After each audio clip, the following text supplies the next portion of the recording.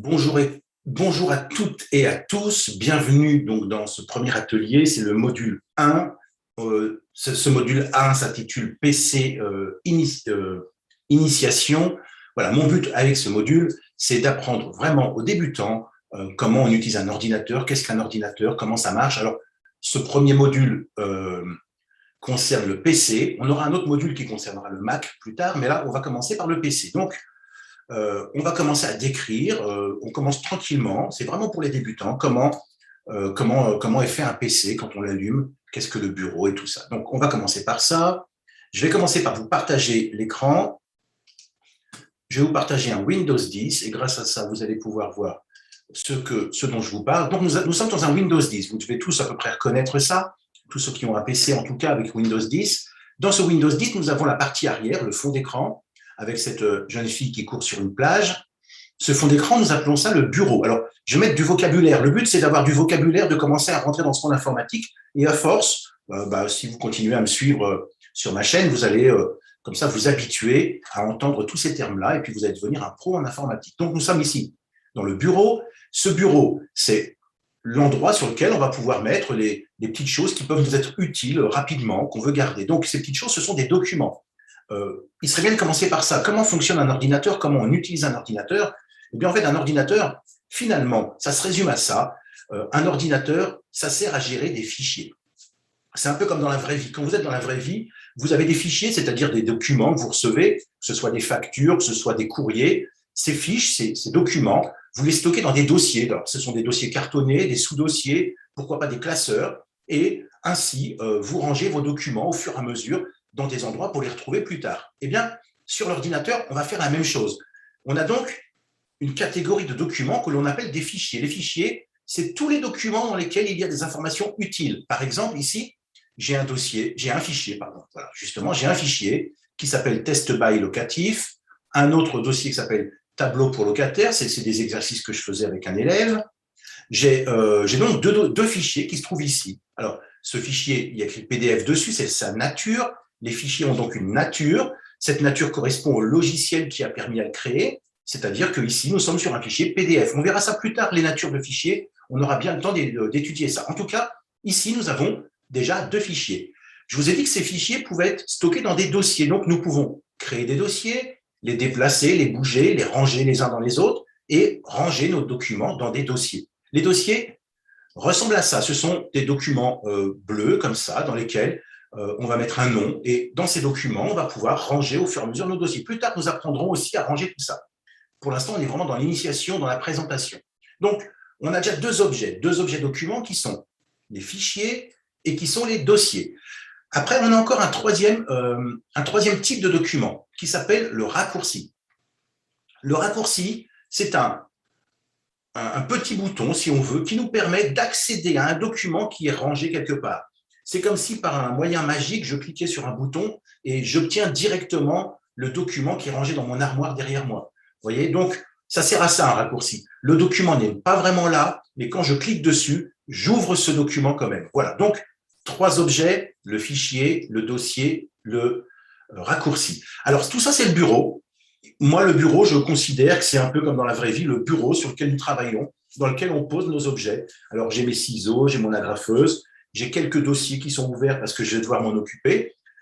Idéalement, quand j'aurai fini de m'en occuper, ces dossiers-là, j'irai les ranger ailleurs. Ils ne resteront pas sur mon bureau.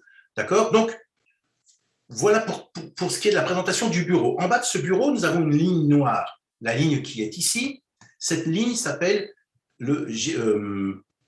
j'ai perdu le mot, la barre de tâches, pardon, oh là là, je perds la tête. Donc, ça s'appelle la barre de tâches. Cette barre de tâches permet de faire plusieurs choses. Elle permet d'accéder au menu général, ici, qu'on appelle le menu démarrer.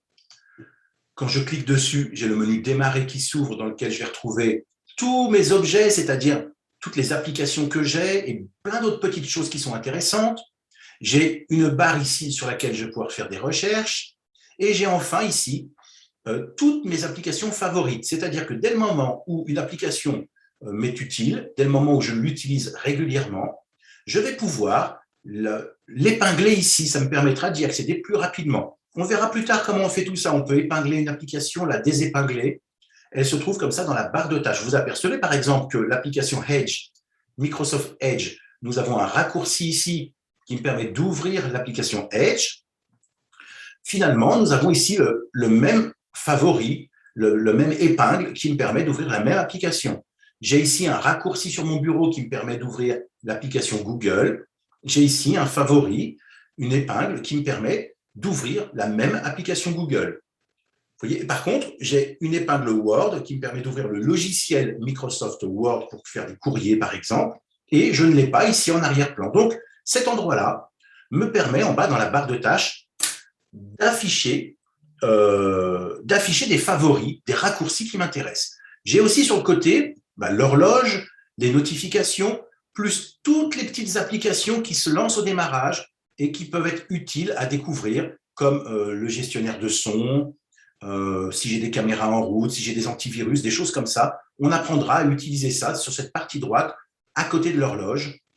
Voilà, donc ça c'est pour la présentation. Alors, ces fichiers, ces dossiers sont donc sur notre bureau, mais l'idéal c'est d'apprendre à les ranger quelque part.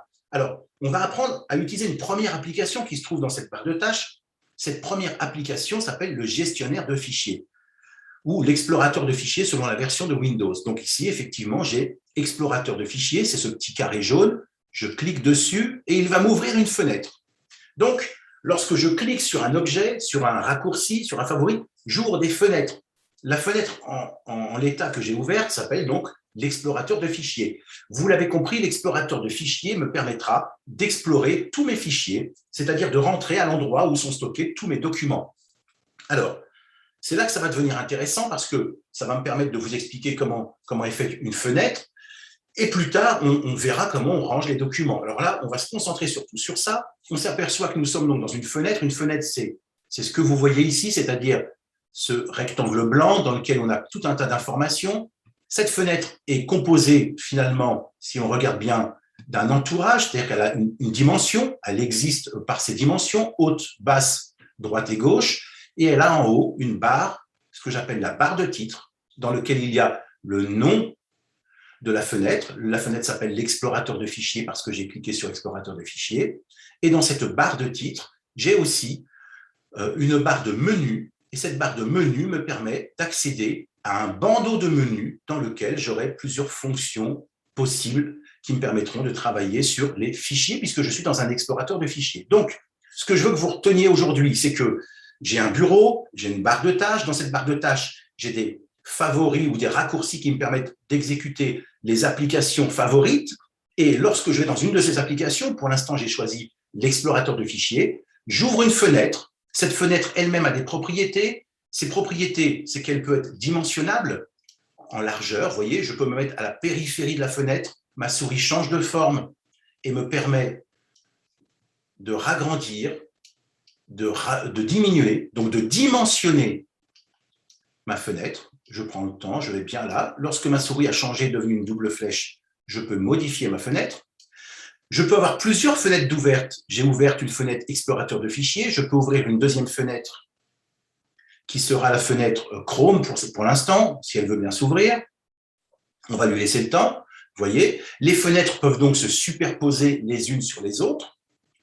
Et je peux, grâce en bas à ma barre de tâches, passer d'une fenêtre à l'autre en ramenant au premier plan la fenêtre qui m'intéresse. Vous comprenez? À partir de là, cette fenêtre, elle peut avoir trois statuts différents. Le statut fenêtré, c'est le cas ici. Je vais donc diminuer ma fenêtre Chrome. J'ai une fenêtre à l'écran. Elle est pour l'instant fenêtrée, c'est-à-dire que c'est une fenêtre en plein milieu de mon écran.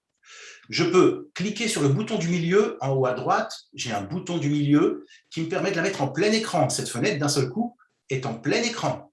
Si je reclique sur le bouton du milieu, elle redevient fenêtrée. J'ai un bouton juste à côté qui me permet de la minimiser dans la barre de tâches, c'est-à-dire que je lui ai demandé de reprendre sa place en bas pour ne pas me gêner. Si par exemple je veux revoir ce qui est derrière, passer d'une fenêtre à une autre, je peux donc recliquer ici pour la réouvrir en mode fenêtré. Et j'ai enfin un troisième bouton qui me permet de fermer définitivement cette fenêtre. Voilà. Alors, ça, c'est tout ce qu'il y a à savoir pour cette petite initiation. Si déjà vous avez retenu que vous avez un bureau, que vous avez une barre de tâches, que dans le bureau, vous avez des fichiers, des dossiers, des raccourcis, que vous avez en bas des applications favorites et que l'une de ces applications s'appelle l'explorateur de fichiers grâce auquel vous aurez accès à tous vos documents, eh bien, on a déjà une bonne base pour apprendre à travailler parce que le travail sur l'ordinateur se résume à ça. J'ouvre des applications, je crée des documents, je range ces documents. Dans notre prochain cours, dans le module 2, nous apprendrons à ranger ces documents, à bien s'organiser et à apprendre à travailler avec l'ordinateur. Voilà, j'espère que ce premier cours vous aura plu et surtout qu'il vous aura été utile. Alors, n'hésitez pas à me liker, à vous abonner à ma chaîne. N'hésitez pas à parler de moi autour de vous. Plus plus vous serez nombreux à me suivre et plus ça me permettra de faire des choses intéressantes. En tout cas, je vous remercie de me suivre pour ce premier cours et je vous donne rendez-vous la semaine prochaine pour un prochain cours.